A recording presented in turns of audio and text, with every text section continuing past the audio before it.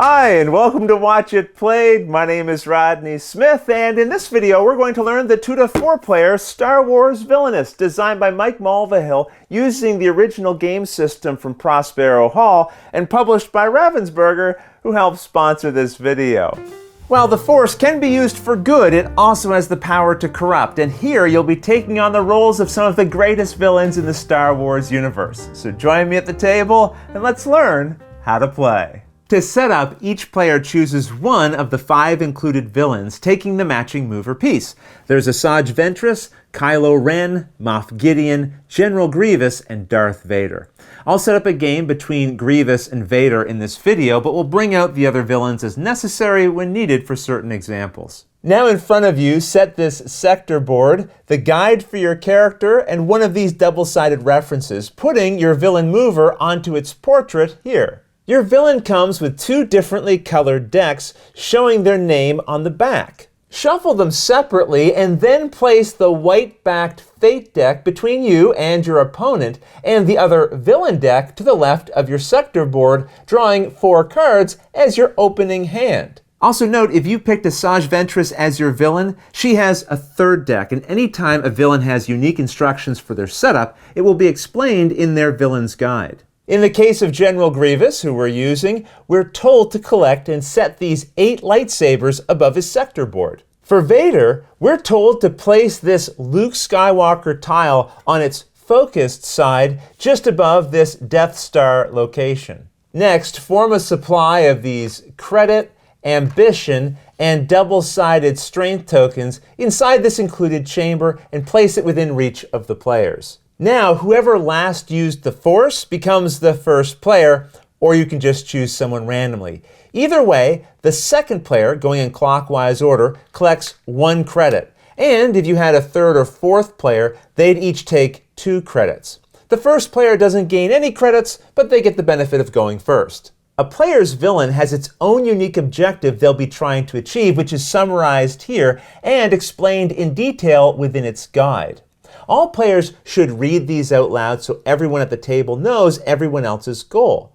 For example, each time General Grievous defeats a hero in the game, he gains one of these lightsabers, and once he's collected 8, he wins. Vader has to defeat Luke Skywalker by flipping his tile to the conflicted side, and then he has to spend 6 ambition tokens once he gets himself, Luke, and the Emperor to this throne room. How you accomplish these steps will be unique to your character and is detailed in your guide.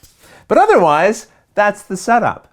In Star Wars Villainous, you and the other players will be competing to see who can achieve their objective first by playing cards representing powerful allies, items, effects, and vehicles.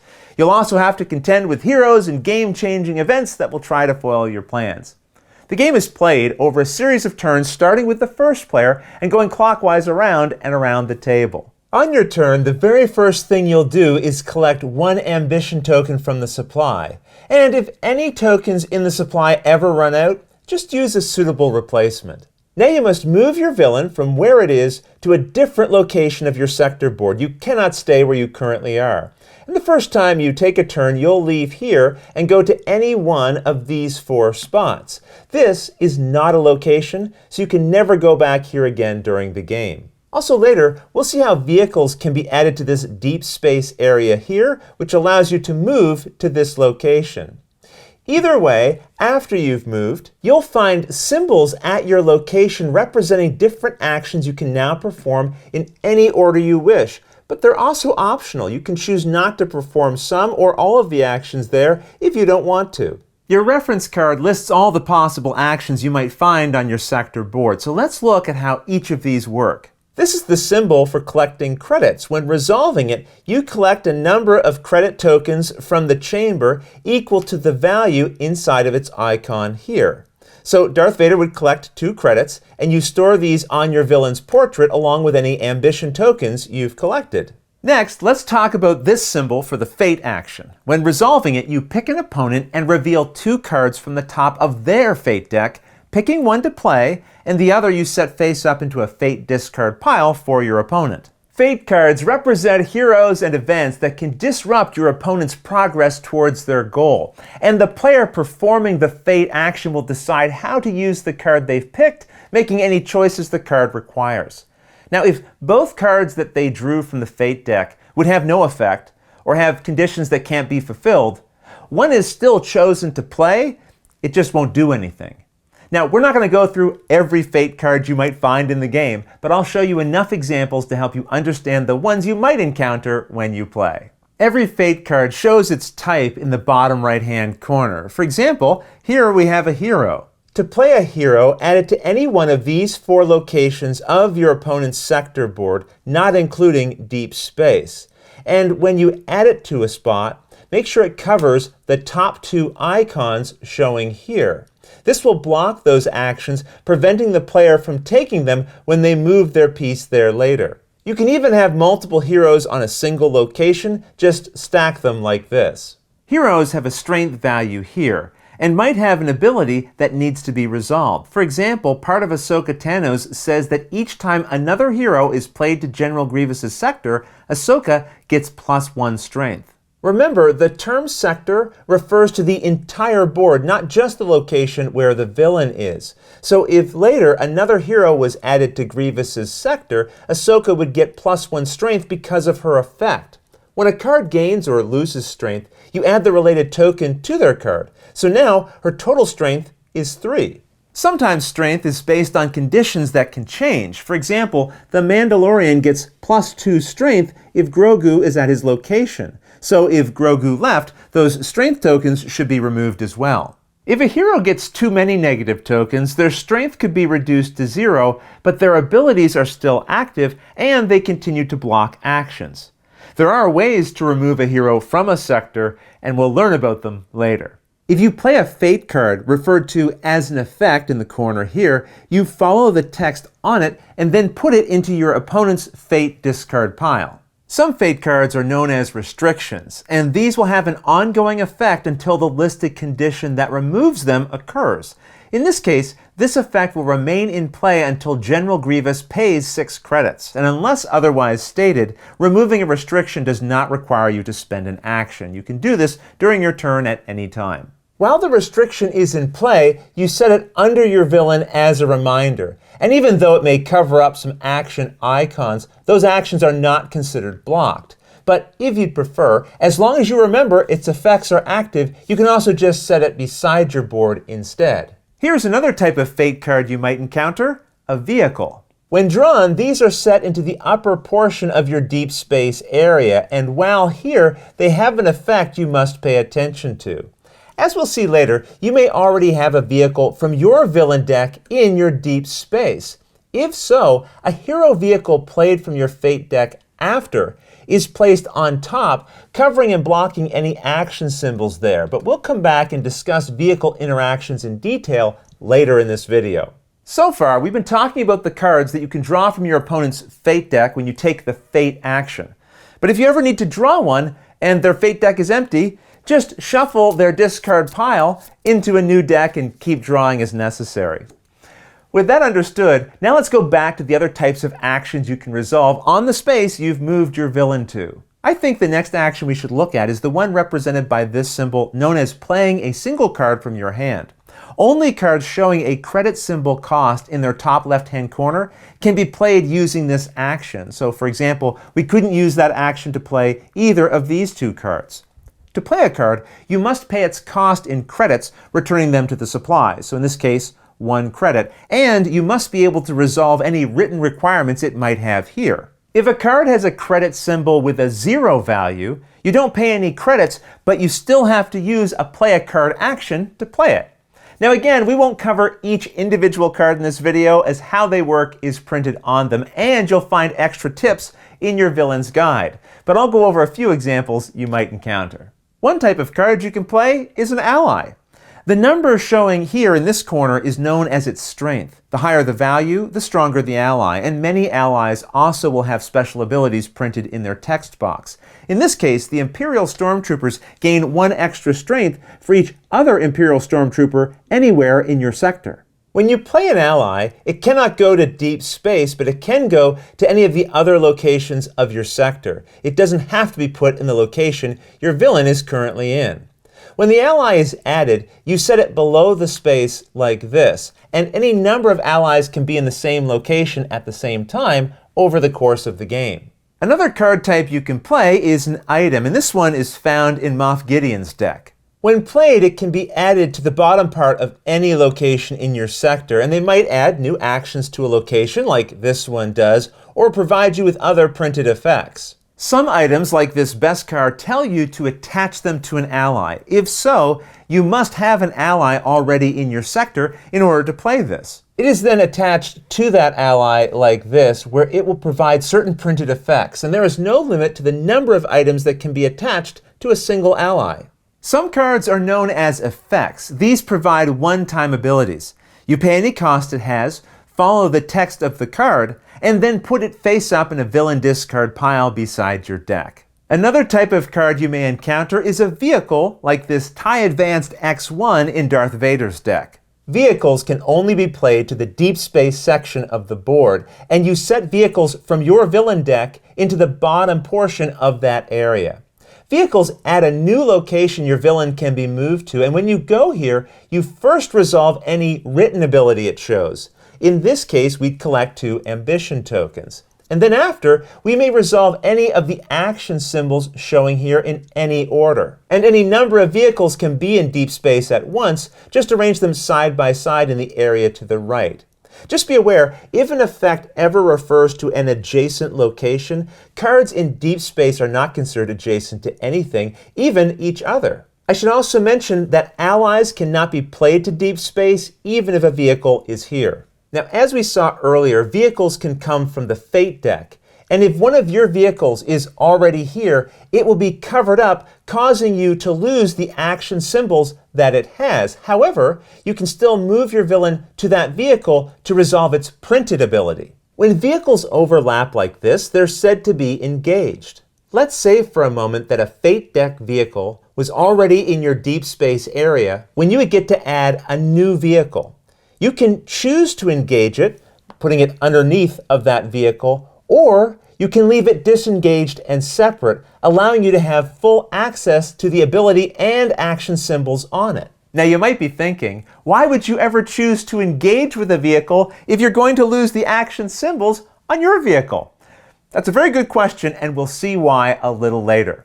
But with that, we've covered the types of cards you can play with the play a card action. And remember, when resolving that action, you can only play a single card from your hand. Now it's time to move on to this ambition action. Resolving this symbol on the space your villain has moved to lets you play an ambition card from your hand.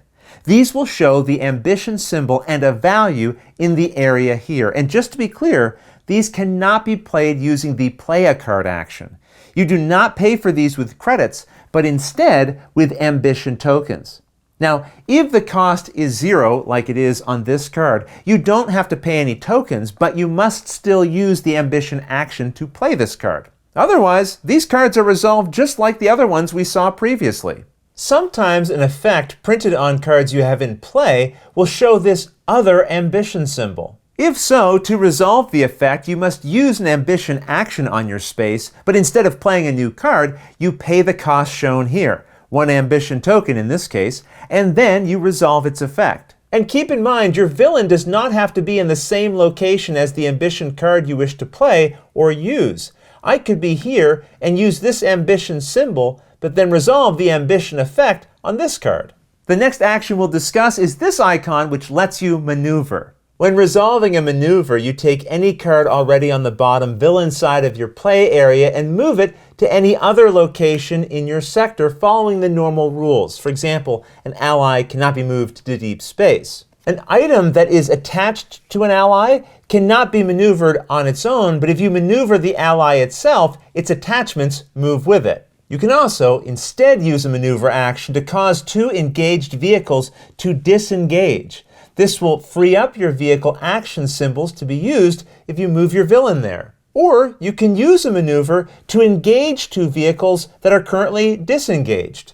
Now just quickly, I want to go back to the Fate action. Remember, using this normally lets you draw 2 of your opponent's Fate cards, picking 1 to resolve. However, you can instead use a Fate action to engage a Fate deck vehicle with an ally vehicle already in your opponent's sector. And if you do this, you won't be drawing any Fate cards. That covers maneuvers and a little extra detail on the Fate action. Now, one of the reasons you're playing and maneuvering allies and items is so you can defeat the heroes that stand between you and your objective. As we saw earlier, heroes can block your action spaces and cause other problems for you. In order to defeat a hero at a location in your sector, you need to use this Vanquish action. It doesn't matter what space your villain mover is in when resolving this effect, the vanquishing can happen in another location as long as a hero is there and allies to defeat it. In this case, I've spread out the 3 allies I have at this location so they're easier for you to see. I now compare the strength of the character I wish to defeat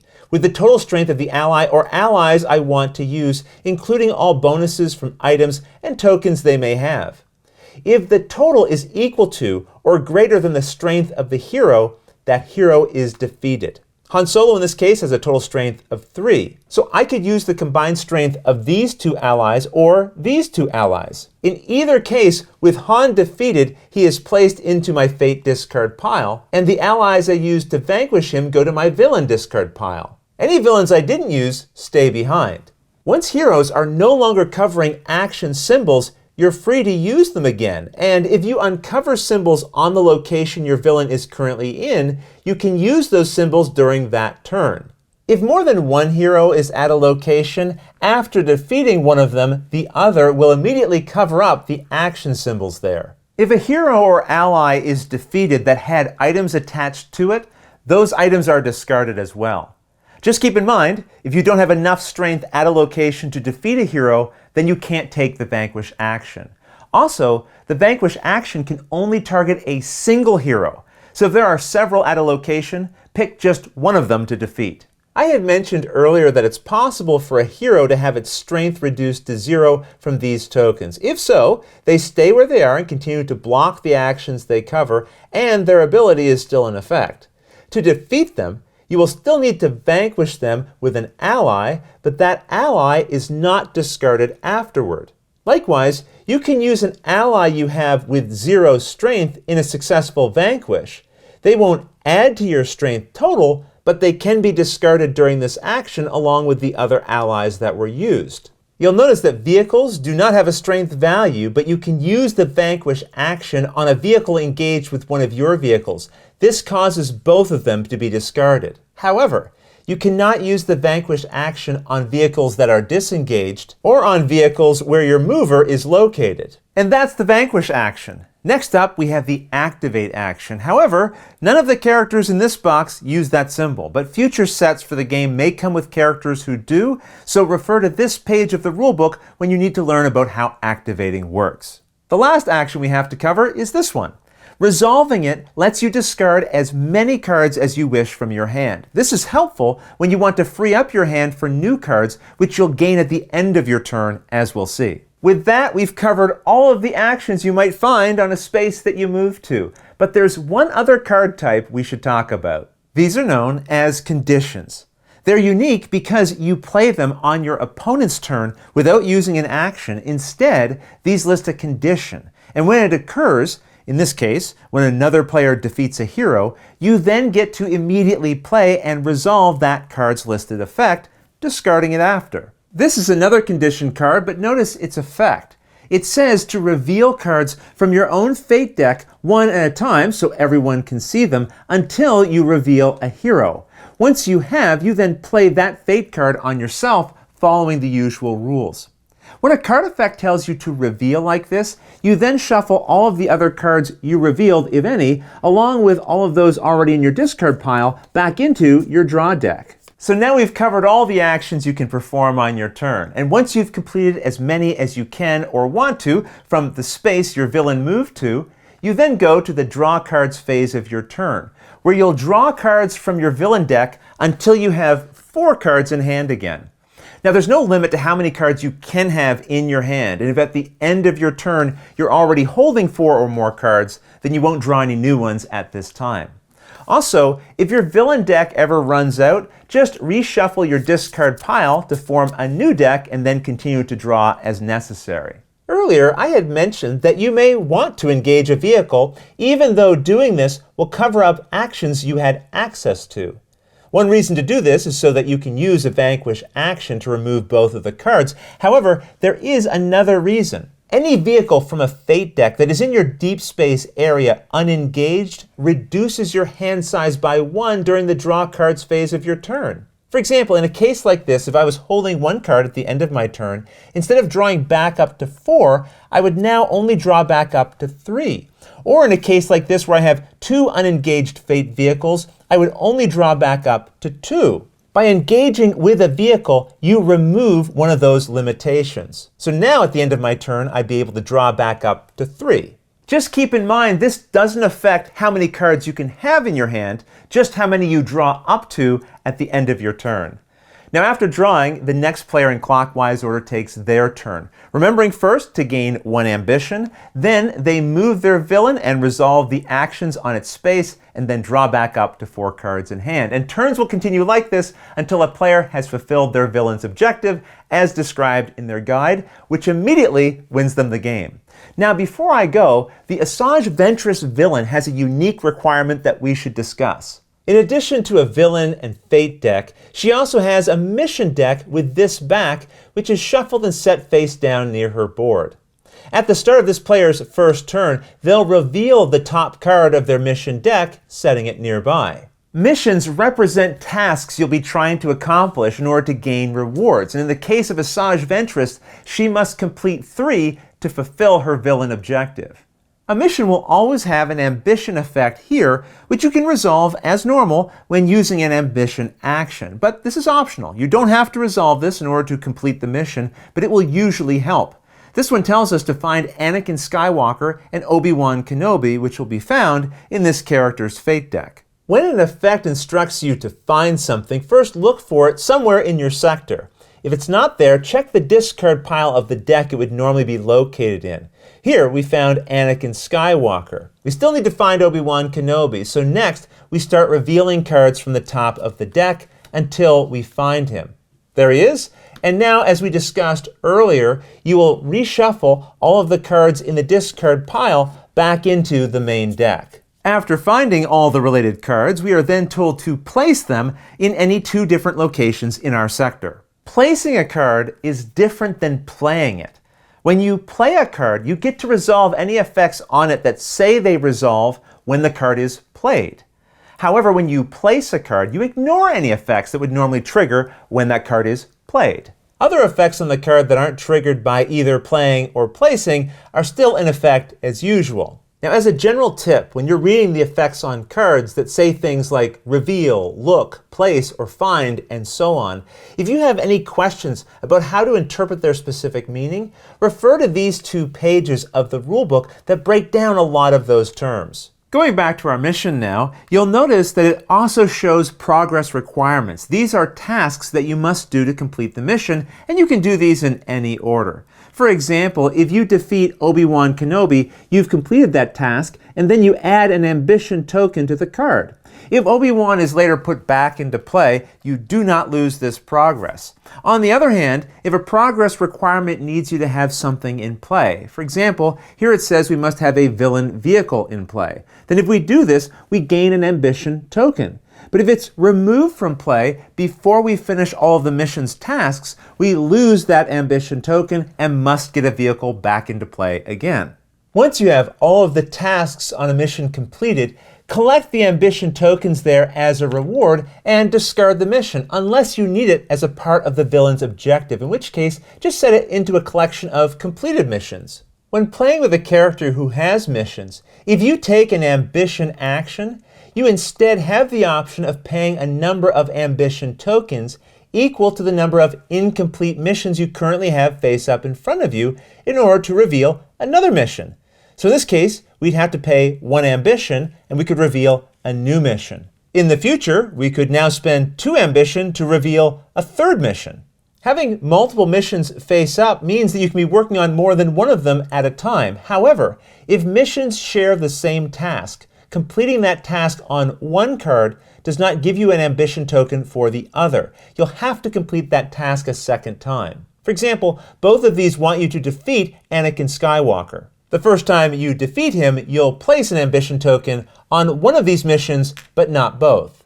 And that's how you play Star Wars Villainous. If you have any questions at all about anything you saw here, feel free to put them in the comments below, and I'll gladly answer them as soon as I get a chance. You'll also find forums for discussion, pictures, other videos, and lots more over on the games page at Board Game Geek, and I'll put a link to that in the description below. And if you found this video helpful, please consider giving it a like, subscribing, and clicking that little bell icon so you get notification anytime we post a new video. And if you'd like to support us directly, you can join our Patreon team, which I'll have linked below. But until next time, thanks for watching.